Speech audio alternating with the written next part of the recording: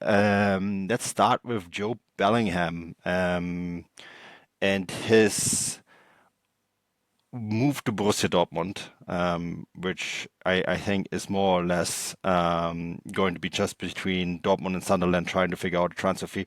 I think we're going to get to that in a moment because we want to talk about some other Dortmund stories as well.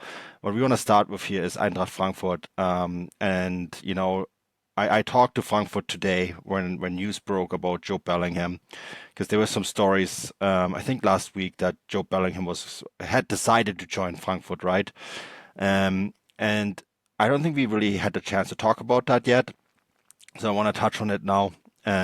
People that I talked to close to the story should not be revealed to protect their identity, etc. Whatever the common phrase for it is, have told me that Frankfurt were really never that close to signing Joe Bellingham in the first place. The issue here being not that they're not necessarily interested in the player, but their worry was the size of the package, which is the 40 million euros that Sunderland demand to sign the player, that Dortmund, it looks like, are willing to pay. Frankfurt said, no thanks, we're not going to do that. It's apparently sizable salary as well, Stefan, I've been told. And so they, a while ago, already moved on to different targets instead, because I did a story for Transfermarkt. I think this was just before I headed to Germany, where I spoke to their sporting director, Timo Hardung, was the man just below Markus Krösche, was the director of sport, right? And how the roster built and how they're targeting young players and how they're always trying to be a step ahead of replacing players that could leave. Hugo Larsson is the one that could potentially leave. They identified already potential players that could replace him. Hugo Larsson has a market value of 50 million euros. To sign a guy with a transfer fee of 40 million euros didn't make much sense to them, right? So the player that they are really after is Victor Froholt from FC Copenhagen, current market value 2 million euros. It will cost them probably around 10 million euros to actually get the player. They are optimistic that this can be done, that they can get their guy, and then fill that role in midfield for a much lower price. And this is kind of the strategy that Frankfurt have been doing for a while, right? Getting these guys that not necessarily everyone has on the radar yet. Last year, they signed Can Uzun for 10 million euros from Nuremberg. They went to the second division, similar to what Brighton did, right? With who signed Solis from Nuremberg as well, because you can get very good players for a lot less money from down there and bring them up, give them a year to mature, and then they can be very good Bundesliga players. Can Uzun is on the way to get there. And I think when you talk to people there and when you try to piece together the story, what happened here, it kind of makes sense that they went that direction because Joe Bellingham is going to be so extremely expensive. And I'm not sure he's going to reach the sort of ceiling where they can make that money back, Stefan. Yeah, it's such an interesting kind of transfer story because probably about 6 or 7 months ago, there was a lot of speculation in the UK that, clubs in England were interested in him. I think he was linked with Manchester United, Chelsea, some other clubs. That's all kind of fallen by the wayside, and we're now seeing that a lot in the Bundesliga as well, where he was heavily linked with Frankfurt, who, as you say, were only interested to a certain degree, and RB Leipzig, who have also apparently fallen out of the running. And it would suggest that Dortmund are the only club who are actually serious about signing him, which points to one of two things. It either means that he's always had his heart set on a move to Dortmund, which is totally understandable because obviously his brother had a great job there, his family. I think his mum lived with him out in Germany when Jude was at Dortmund, and they obviously had a really good relationship with the club. I think his father was one of the ones who really pushed Jude to move to Dortmund because he obviously has a great insight to football, being a footballer himself. And I'm sure I wouldn't be surprised if, when Dortmund said they're interested, the family and Job himself were like, okay, well, Dortmund makes perfect sense, so there's not much point considering options elsewhere. And the other option as well is that he's maybe just not that good. And the fact that a lot of clubs have taken a good look at him and thought, okay, he's a decent player, but, he plays for a Sunderland team who are going to be playing in the Premier League next season, and according to all reports, Sunderland are holding out for around 40 million euros, as you said, the release clause for him, and they're not really willing to accept anything less. At Transfermarkt, we have his market value, I think 22 million euros, And our colleague Ben, who takes control in charge of the English Premier League market values and the Championship market values. We went back and forth a lot on Jobe Bellingham because he's obviously been a very good player for Sunderland, Hmm. very important player for Sunderland, still remarkably young. Um, but you have to kind of maybe second guess these things at times to say, is he just getting this attention and this market value and his transfer fees just because the name on his back? And that's not fair on him. But it's also just the reality of the matter.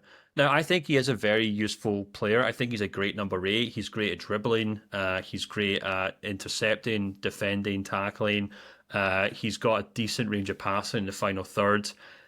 Echoes of many of the things that Jude Bellingham was capable of doing when he first came to Dortmund, where he was kind of considered this kind of physical jack of all trades. And then I think over the course of his time at Dortmund, he kind of developed into a more kind of curated technical number 10, in my opinion. And I think that's the player he is to this day.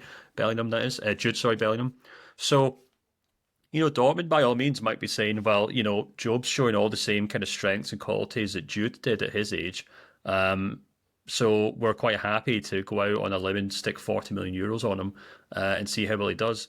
There's also the fact that, Dortmund will almost certainly need central midfielders this coming season. You look at that team and the central midfielders they have. Sally Ozcan will be moving on. Marcel Sabitzer is probably moving on, and if not moving on, he's not going to be a starter just because of age and things. Pascal Gross is a really important player for Dortmund, but obviously not a young player anymore. Emre Can's now 31. Carney Chukwuemeka is expected to leave the club after his loan deal and not come back. And that just kind of leaves Felix Nemcha as the only kind of obvious kind of number 6 or number 8 who would potentially be challenging Jobe Bellingham for a starting role in that Dortmund team. So, Dortmund may have basically just kind of showed up at the Bellingham's house and said, we obviously rate Jobe. You guys know how well we treat young players. And Niko Kovac has given us the impression that there's a big hole in midfield that he can fill next season. So it might just be a very convenient situation for all parties involved, Manu. And that's why all these other clubs have kind of fallen by the wayside. And it's only ever seemed to be Dortmund. But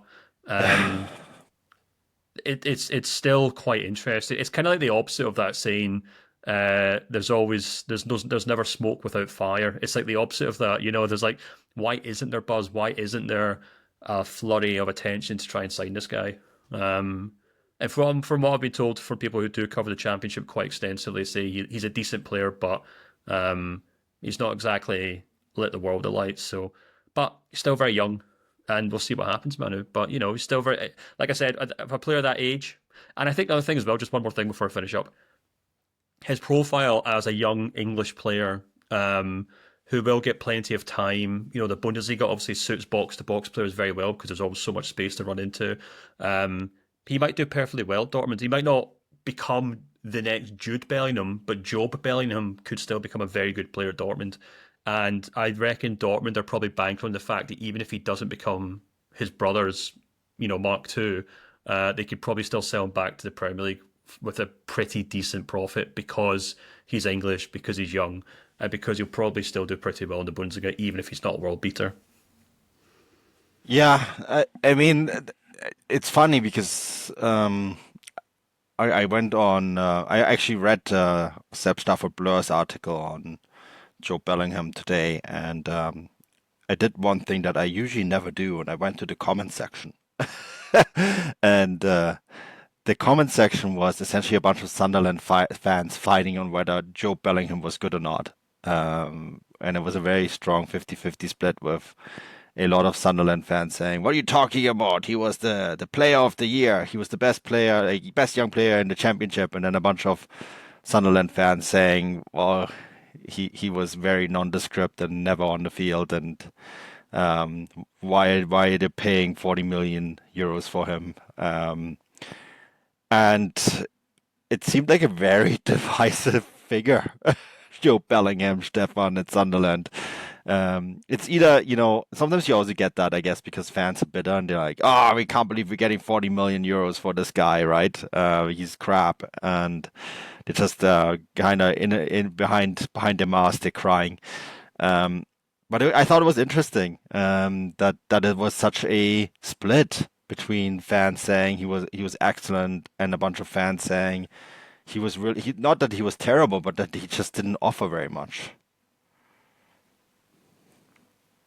Sorry, I had myself muted there. Yeah, and Yeah, and that's the kind of tricky thing. I mean, obviously, the championship itself is a division that's very kind of it's hugely it's so physical, it's so combative, yeah, and it's so tense, and it's so like pressurized in terms of the teams in it, and it's a proper Royal Rumble, and it obviously suits a certain type of player. I think it suits a player like Joe Bellingham just as it would have suited Jude Bellingham if he obviously played in division for much long or for a long period of time.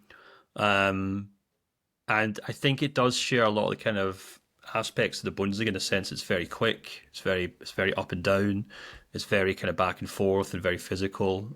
So I think we'll just have to wait and see. I admittedly haven't been blown away by him when I've watched him, but he is still very, very young. And I think that's the crucial thing we have to really bear in mind here.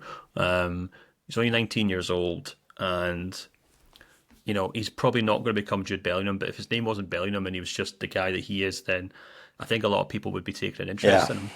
But whether he would be worth 40 million euros is probably the thing, and especially for a Dortmund team who've claimed poverty and pleaded poverty and said they're not going to spend much money this summer, it's quite a big move for Dortmund to make because I think they're signing this guy to be a starter next season, and I think they're signing him with the hope that he'll fill a hole in their team. There's another midfielder who we're going to talk about in a minute who might be able to help him in that regard, but it's a big move, Manu. It's a big risk for Dortmund either way you look at it.